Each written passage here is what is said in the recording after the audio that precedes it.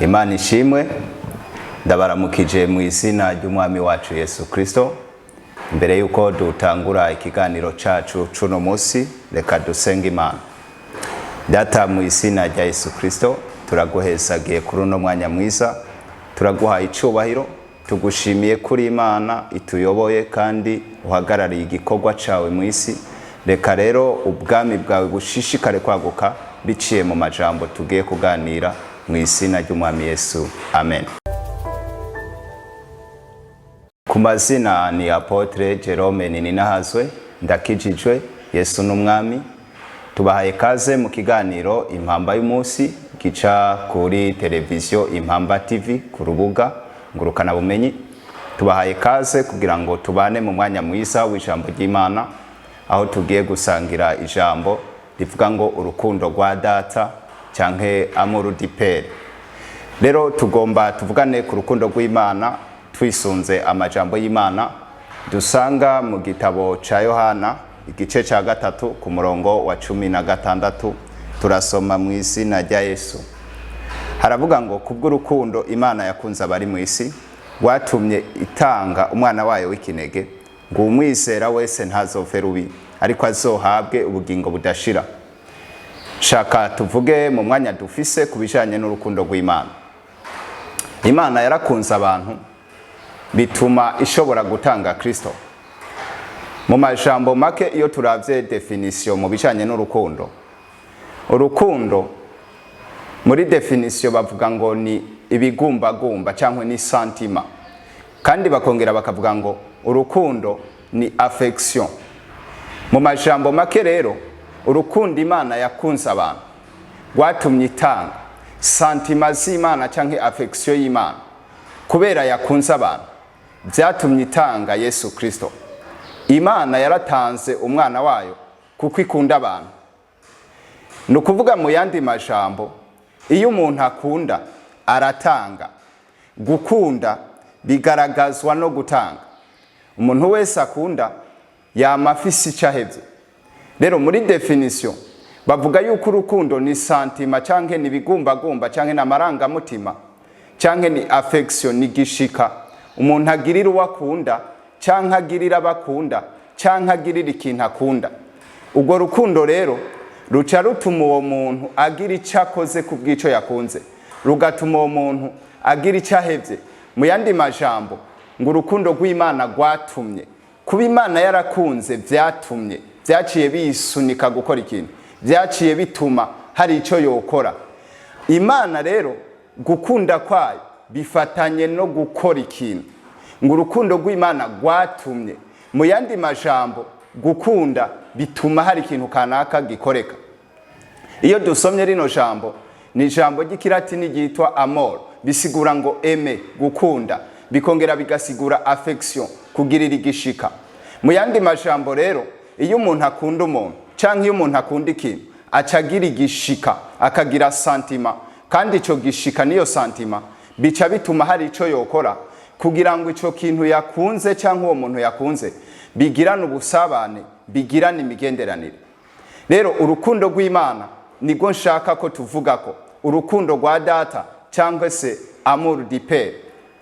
Imana yarakunze abantu bituma itanga. Mu yandi majambo gukunda kw'Imana hariho ico biprovoka. Umuntu wese akunda biramuprovoka muriwe, biramusunika muriwe kugira ikintu akoze par rapport y'ikintu yakunze. Mu yandi majambo rero iyo hariho gukunda harabaho gutanga. Iyo hariho gukunda harabaho kurekura. Iyo hariho gukunda harabaho guheba.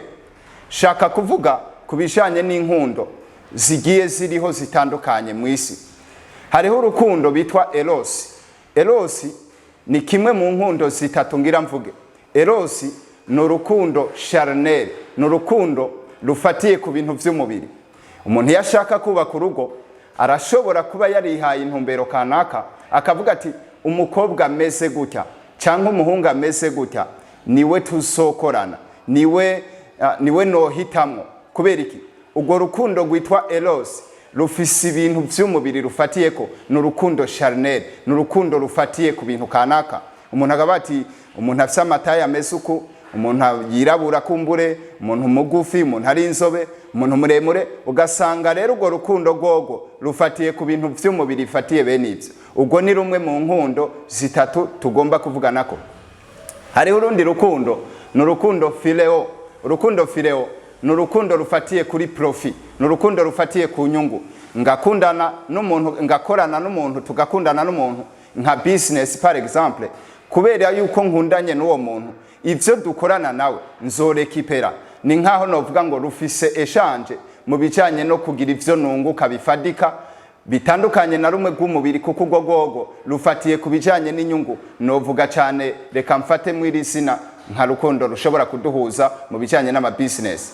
Ariko kandi hari urukundo rwa gatatu, ni nago ngira mvuge ko, ni urukundo rwitwa agape, ni urukundo rw'Imana. Ni urukundo Imana yakunze abantu.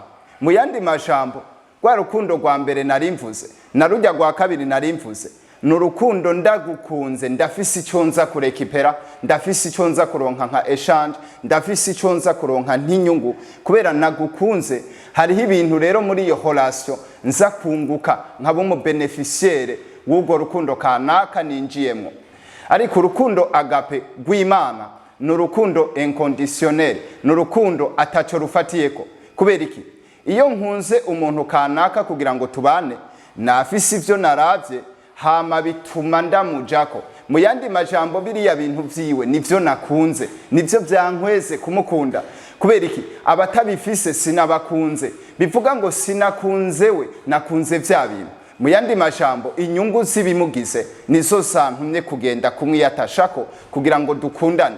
N'urukundo rwa business rumwe navuga ngo ruduhuza mu vy'ubutunzi, kubera yuko nabonye ivyo twokorana vyontera kunguka. Ni urukundo rero rwansunitse kumva no kundana nawe we tugakorana nkazogira ico ndekipera. Izo nkundo zo haruguru sizo nshaka kuvugako. Shaka kuvuga rero ku rukundo rw'Imana. Imana yakunze abantu. Imana ikunda abantu atacifatiyeko ngwize kukirekipera ni abakunda. Imana yari ikwije vyose, Imana yari ifise vyose, ntabwo yari ifise ikikenye ngo ivuge ngo kwibibida ndabikeneye reka nkunda umuntu kugira ngo nse kubirekipera muri we. Ni urukundo rero rutagira inyungu iyo ari yo yose. Iyo abantu bakundana mu rugo rwabo bakwiye gusunikwa n'uru rukundo rw'Imana. Kubera iki? Ninakunda umuntu kubera business twokorana cyangwa amataye yiwe y'umubiri, ndashobora kubikora nivyo, mugabo kandi biriya bintu birashobora kuzovaho kubw'impamvu kanaka. Ndibuka igihe kimwe ndafise umugenzi yarakundana n'umukobwa, akamambwira ko ari mwiza cyane, akambwira ati uriya mukobwa wanje afise amaso nk'aya ntuza. Akambwira umuntu afise amaso meza ashobora kubazwa ngaha cyane mu gihugu, abantu bashobora kuba ati ujya muntu afise amaso meza. Mugabo yarambwira ngo nk'umunsi yogira accident rimwe rikavamo noca ndamuheba. Mu yandi majambo, uwo ntiyasunikwa n'urukundo agape, yasunikwa n'urukundo rw'umubiri, urukundo eros, urukundo ruri charnel. Bivuga ngo cya kintu yari yiteze yatakikironse arashobora kubivamo. Mugabo urukundo rw'Imana rwatuje ko atakintu Imana yafatiye ko nk'uko afise ivyo afatirako, akavuga ati uyu muntu ni mwiza, uyu muntu arasobanutse, uyu muntu arakwije ibi nibi. Hari abakunda abavyibushe, hari abakunda bato bato, ugasanga umuntu wese yarihaye intumbero yofatirako. Mu yandi majambo rero, inkundo z'abantu mw'isi ziba zifise icazisunitse. Tuba twakunze biriya bintu. Mu yandi majambo, ntituba twakunze uwo muntu canke ivyo bintu. Bivuga ngo iyo naronka bijya bintu ntamurose sinari kumukunda. Bivuga ngo iyo narose cya kintu ntamurose sinari kumukunda. Kubera iki? Nasunitswe n'ivyo nari niteze ku muntu. Rero urukundo rw'Imana ni urukundo Imana yakunze abantu atacibiteze ko ngo ibarekipere, ngo ivuge ngo ndafise profit. Nikodemu usomye no nkura hihera yari umunyabwenge w'ivyanditswe, yari umukuru w'abafarisayo. Mugabo kandi Nikodemu yarigisha ivy'urukundo rw'Imana naho atabitahura. Nikodemu yumva Yesu ivyo yigisha, yumva inyigisho za Yesu, ariko biramucangaza mu ijoro kuri waramubaza ati ndashaje, bigenda gute kugira ngo nshobore kuvuka ubwa kabiri? Mu yandi majambo rero nshaka kuvuga ukuntu bakira urukundo rw'Imana. Imana yarashizeho Adamu wa mbere. Imana yahaye Adamu wa mbere responsabilité zituma adakora ivyo yarakwiye gukora. Imana yamuhaye responsabilité kugira ngo azikore, mugabo kandi ziramunanira, ntiyashobora gukora ivyo Imana yamushizeho ngo akore. shaka kuvuga aho urukundo rw'Imana rugaragarira. Adamu amaze kunanirwa gukora ivyo Imana yamushizeho ngo akore, yari akwiye igihano, yari akwiye guhanwa wewe n'abazomuvako bose. Mugabo nshaka rero mvuge rwa rukundo rw'Imana aho rugaragarira. Adamu ivyo yakoze byari bikwiye ko ahanwa, yari akwiye igihano. Mugabo rero kubera Imana ikunda abantu, ntiyahana Adamu, ahubwo Imana ikosora igikorwa Adamu yononye. Rero ni rwa rukundo rw'Imana, Imana yagize ikibabagwe, igirira imbabazi abantu bayo, bituma Imana ivuga iti naho bavyononye, reka ngira icyo nkoze, reka ntange Kristo. Imana rero itanga Yesu Kristo nka Adamu wa kabiri, kuko Adamu wa mbere atashoboye gukora ivyo Imana yashaka ko akora. Rero nshaka kuvuga igikorwa cha Adamu wa kabiri ni Kristo w'Imana, n'urukundo rw'Imana Imana yatanze. Mugabo hari ukuntu rero tureponda natwe nivyo Imana yaratanze, Imana yararekuye, Imana yaratanze kado, yaratanze gift. Mugabo kandi ni gute tureponda, ni gute twinjira mu cy'Imana yakoze.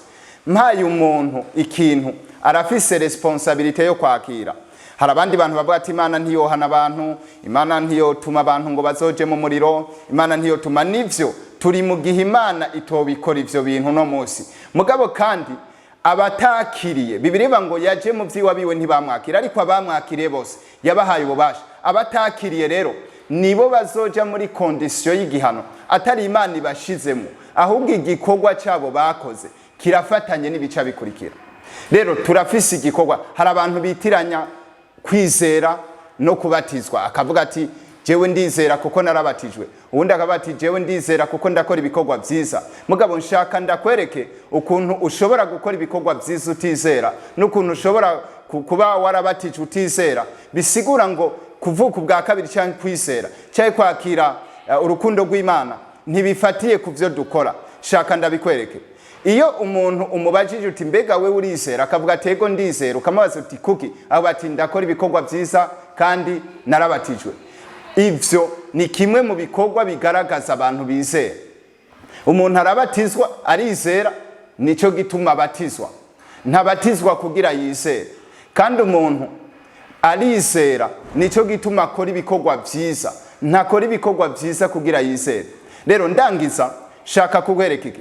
Shaka kukwereka yuko Imana yaratanze. Mugabo ndafise responsabilité nk'umwana w'Imana mwisi yo kwakira. Wewe urafise responsabilité nk'umwana w'Imana mwisi yo kwakira.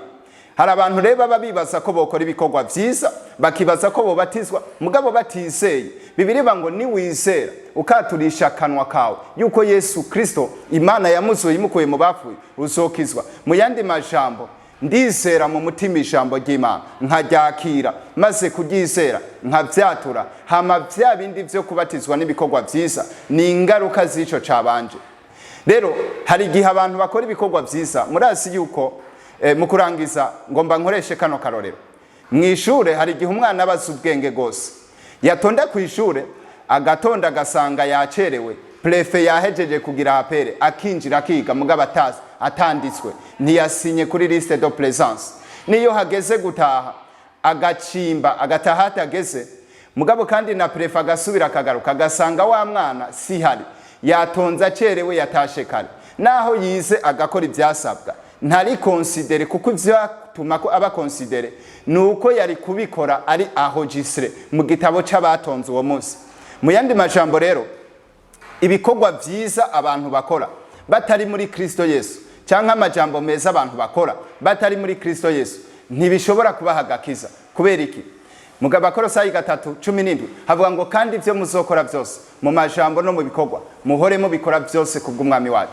En d'autres termes, vyiza byose vyiyumvigwa canke bikorwa bigakorwa hanze ya Kristo ntibikorwa, ntibikonsiderwa, kuko turi enregistré, biba enregistré muri Kristo Yesu. Rero ndagushimire we wakurikiranye ubutumwa bwiza. Shaka ndagusengere kugira ngo Imana igushoboze. Kwizera ni kimwe, kumva. Bibiliya ngo kwizera kuzanwa no kumva ijambo rya Kristo. Ariko iyo tumaze kuryumva hari ico dusabwa no gushira mu ngiro ivyo twumvise. Rero Imana ibahezagire, Imana ibakomeze. Reka nsengere wewe wifuza kwakira Kristo, kureponda ku rukundo rw'Imana. Uravuga uti Mwami Yesu, ndagushimiye ko wapfuye ukazuka kubwanje. Uyu munsi numvise ijambo ryawe, ndihanye, ndakijijwe, mvuze ubwa kabiri, unganze kandi ndongore mu izina rya Yesu amen. Reka ndabasengere. Data, mu izina rya Yesu ndagushimiye kubwa bene data, ubakomeze kandi ubashigikire kugira neza kwa kubabeko, ubuntu bwa Kristo bubasange, bakoresha ibyo hisi n'ubutware mu izina ry'umwami Yesu amen. Imana ibahezagire, Imana ibakomeze, musangize abandi ubutumwa bwiza. Nimero yanje n'akamenyetso ko guteranya 257 79 242 musangize ubutumwa bwiza mu izina ry'umwami Yesu. Imana ibahezagire amen.